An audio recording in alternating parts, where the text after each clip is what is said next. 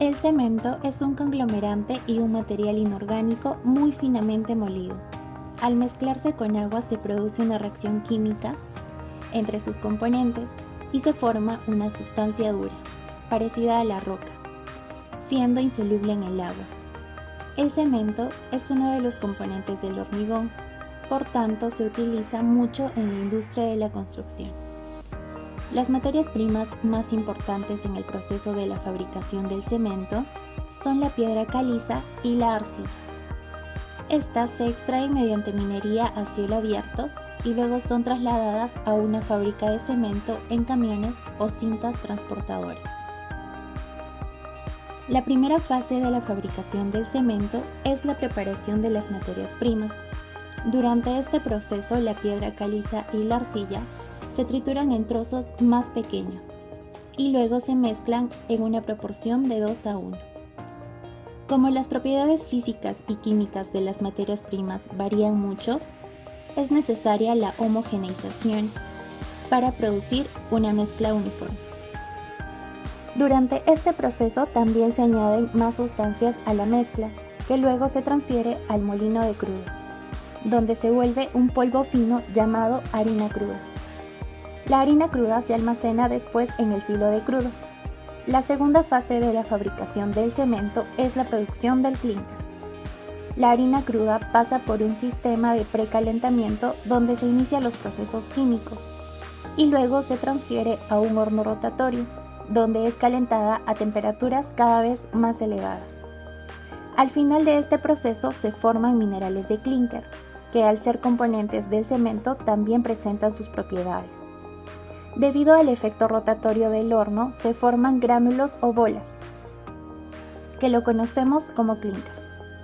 El clínker pasa del horno al enfriador, donde se enfría rápidamente para luego ser almacenado en un silo de clínker.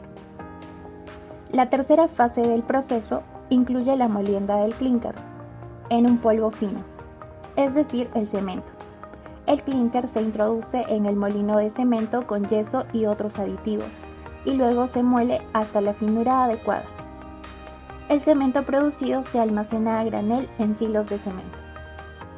El cemento por naturaleza es sensible a la humedad, por tanto no se debe almacenar durante un largo periodo de tiempo. Como el cemento es un material de uso extremadamente amplio, su producción es una industria muy importante en el mundo. La producción de cemento es un proceso cuyas fases ejercen un gran número de efectos perjudiciales en el medio ambiente. Las canteras destruyen el paisaje y grandes áreas de hábitat silvestres. Además, causan varios tipos de emisiones masivas, incluyendo la contaminación acústica y la polución por polvo. Las fábricas de cemento se esfuerzan cada vez más en utilizar equipos para reducir las emisiones de polvo. Los diferentes procesos químicos y de calentamiento resultan en significativas emisiones de dióxido de carbono. Aproximadamente un 10% de emisiones globales de dióxido de carbono vienen de la producción de cemento. El dióxido de carbono que es liberado al aire aumenta el efecto invernadero, por lo tanto eleva la temperatura media de la atmósfera. El calentamiento global representa una seria amenaza para el futuro de nuestro planeta. Debido a esta problemática, presentamos estas 5 medidas para promover la transición verde y el desarrollo sostenible de la industria del cemento. Punto número 1. Mejorar la eficiencia energética. Aquí presentamos una caracterización energética del proceso.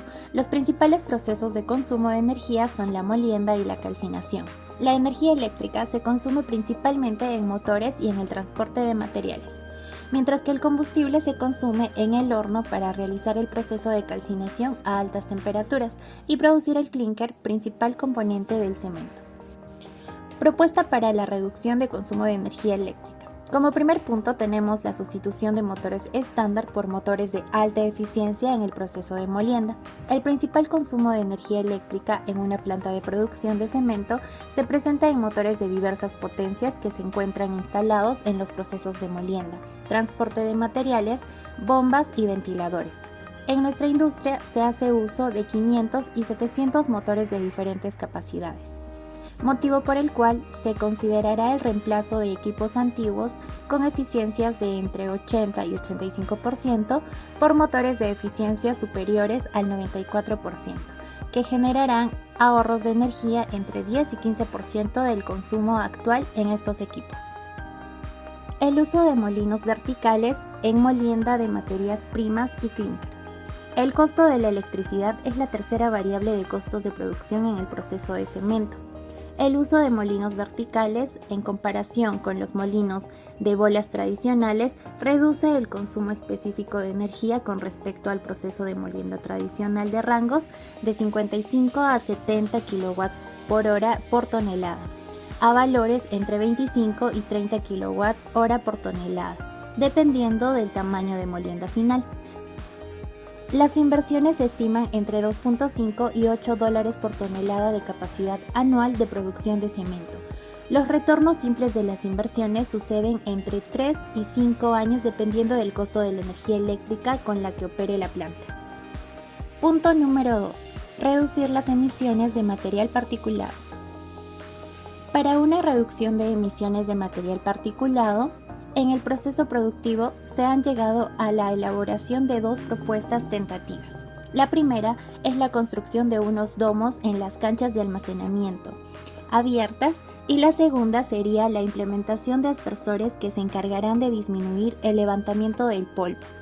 Como primera propuesta hablaremos de encapsulamiento de cancha. Se llama encapsulamiento de cancha a la implementación del domo en los almacenamientos temporales.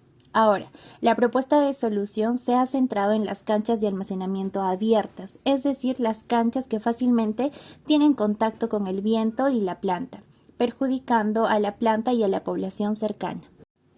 Los aspersores suelen ser la mejor solución contra la supresión de polvo. El funcionamiento de estos suele ser por medio de riego en los montículos de material. Gracias a la humedad se compacta lentamente y cae por gravedad. Mientras mayor sea la humedad, mayor cantidad de partículas finas se aglomeran en la capa de las piedras más grandes, teniendo un efecto de supresión. Es común que las plantas cementeras usen un sistema de aspersión para conservar la más alta cantidad de humedad en el control de las emisiones por polvo fugitivo. Dentro de los beneficios está que estas instalaciones son de fácil acceso, no requiere gran tiempo de construcción y es muy fácil de manipular.